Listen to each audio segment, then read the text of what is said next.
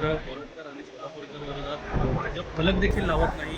त्यामुळे भाजपचं छत्रपती प्रेम हे दुटप्पी असल्याचा आरोप विजय वडेट्टीवार यांनी केला. असं आहे ना, काँग्रेसवाले कोणीही ही हिंदू द्वेषित आहे. तुम्ही आठवत असाल तो त्यांनी स्वामी समर्थांचा तो अपमान केला. आता काय नाव होतं तो? रामानंदाचार्य.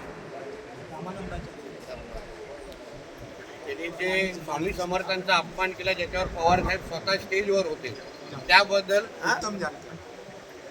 नाणीचे अरे तो रे पत्रकार आहे ना आपला तो नरेंद्राचार्य. तेव्हा कोण काय बोललं नाही.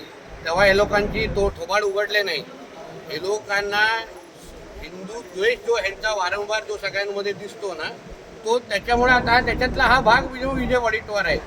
आमच्या नरेंद्राचार्य महाराजांबद्दल हा एकीने बोलणं याची लायकी तरी आहे का? त्याला हिंमत असेल ना की त्यांनी नाणीमध्ये जाऊन बोलून दाखवावं, इथे रत्नागिरीमध्ये जाऊन बोलून दाखवावं, कपडे फाडून त्याला परत पाठवतील घरी या विजय वडेट्टीवारला. म्हणून या विजय वडेट्टीवारांना सांगेल तू तुझ्या लायकीमध्ये राहा, तुझी जेवढा पगार आहे तेवढंच बोल, नाही तर उगाच महाराष्ट्रामध्ये फिरणं अवघड होऊन जाईल. तर गुंडगिरी आणि वस्त्रहरणाचं अरे संजय राजाराम राऊतच्या आजूबाजूला किती गुंड आहे त्याची यादी देऊ का? तो पराडकर नावाचा एक टिळकनगरचा गुंड आहे, तो त्याच्या बाजूला बसून पत्रकार परिषद घ्यायचा हा संजय राजाराम राऊत. म्हणून संजय राजाराम राऊतने दुसऱ्यांना गुंडांच्या संदर्भात हे बोलून महाविकास आघाडीमध्ये मुख्यमंत्र्याच्या काळात मुख्यमंत्र्याच्या घरात किती गुंड येऊन राहायचे?